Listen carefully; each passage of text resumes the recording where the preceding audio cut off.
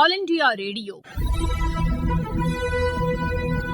மாநில செய்திப்பிரிவு வழங்கும் ஸ்பாட்லைட். இந்திய உணவு பாதுகாப்பு மற்றும் தர நிர்ணய ஆணையத்தின் உணவு பாதுகாப்பு மற்றும் உணவு தர நெறிப்படுத்துதல் முயற்சிகள் குறித்து புதுதில்லி அகில இந்திய வானொலியில் ஒலிபரப்பான ஸ்பாட்லைட் நிகழ்ச்சியின் தமிழாக்கம் இன்றைய செய்திச் சுடர் நிகழ்ச்சியில் இடம்பெறுகிறது.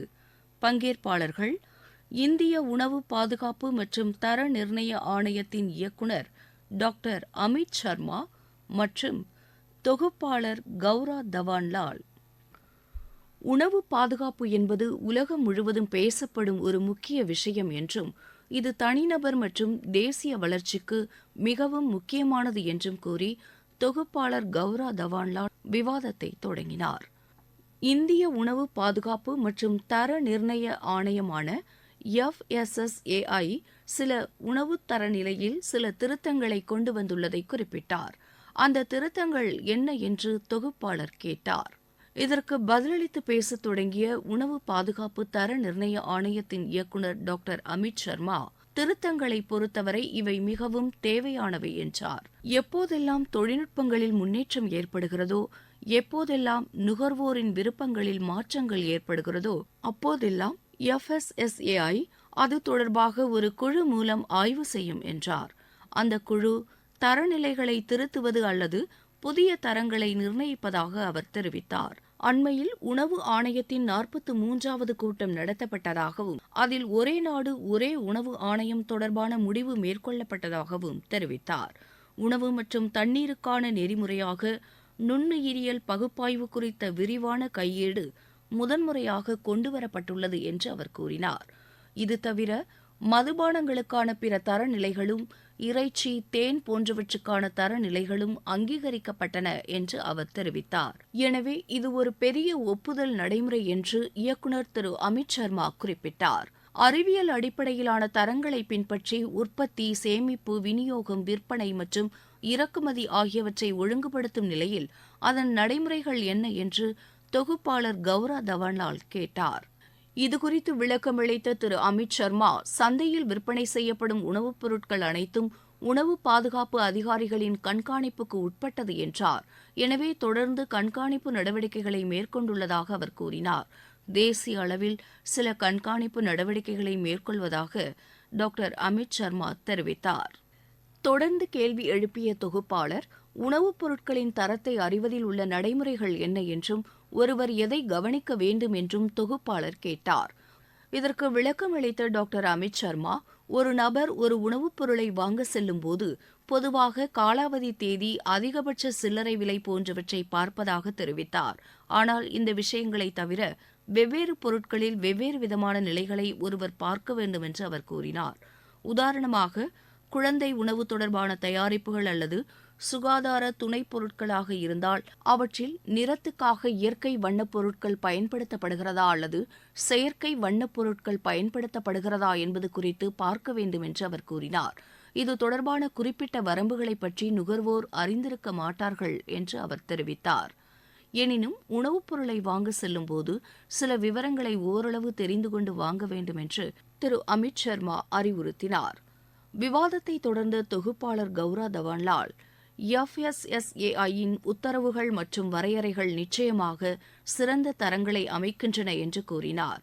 ஆனால் இணக்கமின்மை மற்றும் அவை முறையாக பின்பற்றப்படாத நிலை போன்றவற்றால் அது முழு பலன் அளிப்பதில்லை என்று தாம் கருதுவதாக அவர் தெரிவித்தார். சிறு வணிகங்கள், குடிசை தொழில்கள் மற்றும் சிறு அளவிலான உற்பத்தியாளர்கள் இந்த நடைமுறைகளை பின்பற்றுவதை எளிதாக்குவதில் உணவு பாதுகாப்பு மற்றும் தர நிர்ணய ஆணையத்தின் பங்கு என்ன என்று தொகுப்பாளர் கௌரா தவான்லால் வினவினார். இதற்கு பதிலளித்த உணவு பாதுகாப்பு மற்றும் தர நிர்ணய ஆணையத்தின் இயக்குநர் டாக்டர் அமித் சர்மா இந்த சவாலை உணர்ந்திருப்பதாக தெரிவித்தார். சிறு மற்றும் குறு நிறுவனங்கள் சில தனித்துவமான சிரமங்களை கொண்டுள்ளன என்று அவர் கூறினார். குறு மற்றும் சிறு நிறுவனங்களுக்கு உதவும் நடவடிக்கைகளையும் அவர்களுக்கான பயிற்சி நடவடிக்கைகளையும் மேற்கொள்வதாக அவர் தெரிவித்தார். அந்த நிறுவனங்களுக்கென முகாம்களை நடத்துவதாகவும் அவர் கூறினார். விவாதத்தை தொடர்ந்த தொகுப்பாளர் கௌரா தவான்லால் முழு நடைமுறைகளும் இணையதளம் மூலம் மேற்கொள்ளப்படுவதை சுட்டிக்காட்டினார். தொழில்நுட்பம் FSSAI-க்கு எவ்வாறு பயனளித்துள்ளது என்று அவர் கேட்டார். இதற்கு பதிலளித்த திரு அமித் சர்மா, உணவு பாதுகாப்பு ஆணையம் ஒரு ஒழுங்குமுறை சூழலை கொண்டிருக்க வேண்டும் என்றார். உள்ளூர் அலுவலகங்களை அணுக வேண்டிய அவசியமில்லை என்ற அடிப்படை கொள்கையை FSSAI நம்பியுள்ளது என்று அவர் தெரிவித்தார். எனவே ஆவணங்கள் தொடர்பான நடைமுறைகள் நேரடி தொடர்பு இல்லாத டிஜிட்டல் செயல்முறையிலானவை என்று அவர் கூறினார். உரிம நடைமுறைகள் தவிர மக்களுக்கு விழிப்புணர்வை ஏற்படுத்துவதற்காகவும் அதிக அளவில் ஊடக பிரச்சார நடவடிக்கைகளை மேற்கொள்வதாக அவர் தெரிவித்தார். குறைந்த உப்பு மற்றும் குறைந்த சர்க்கரை உணவுகளை உட்கொள்ள வேண்டியதன் அவசியம் குறித்த விளம்பர பிரச்சாரத்தை நடத்தியதாகவும் அதில் பிரபலங்கள் மற்றும் விளையாட்டு வீரர்களை ஈடுபடுத்தியதாகவும் அவர் கூறினார்.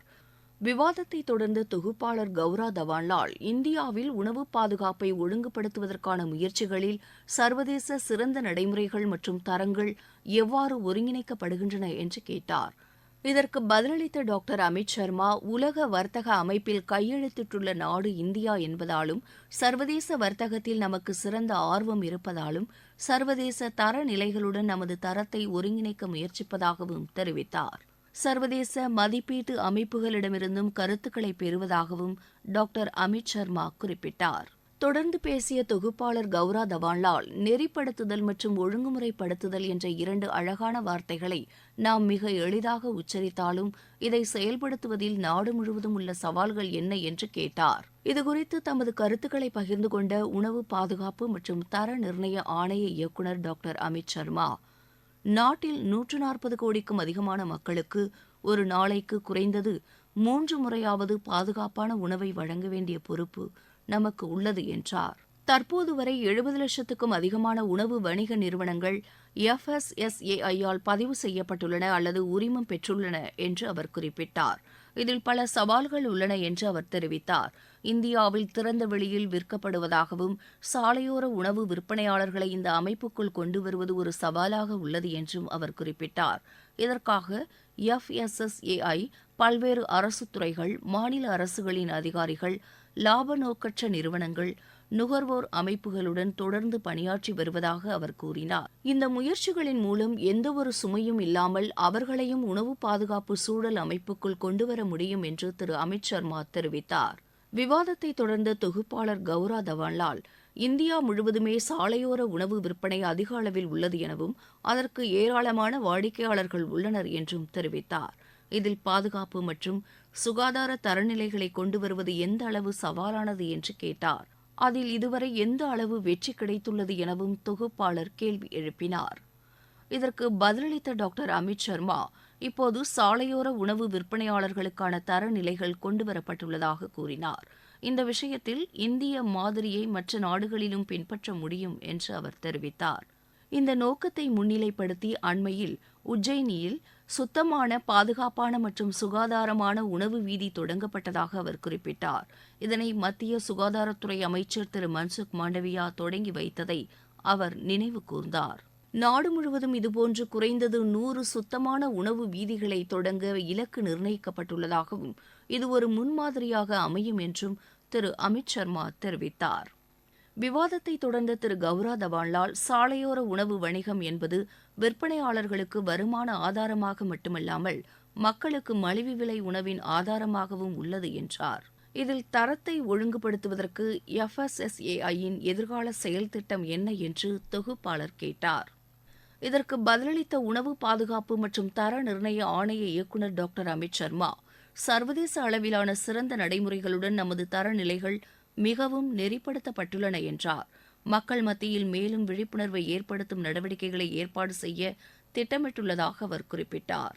சாலையோர உணவு பாதுகாப்பை உறுதி செய்வதன் மூலம் மிகவும் வலுவான தேசிய அளவிலான உணவு பாதுகாப்பு சூழல் அமைப்பை FSSAI உருவாக்கி வருகிறது என்றார். இப்போது இந்த உணவு பாதுகாப்பு கிராமப்புற பகுதிகளுக்கும் செல்வதாகவும் கிராம மக்களும் தங்களது இருப்பிடத்தில் இருந்தபடியே தரத்தை அறிந்து கொள்ள முடியும் என்றும் அவர் கூறினார். ஒழுங்குமுறை நடைமுறைகள் தொடர்ந்து வலுப்படுத்தப்பட்டு வருவதாக திரு அமித் சர்மா தெரிவித்தார். நிகழ்ச்சியில் பங்கேற்று விரிவாக விளக்கங்களை வழங்கியதற்காக திரு அமித் சர்மாவுக்கு நன்றி தெரிவித்து தொகுப்பாளர் கௌரா தவான்லால் விவாதத்தை நிறைவு செய்தார்.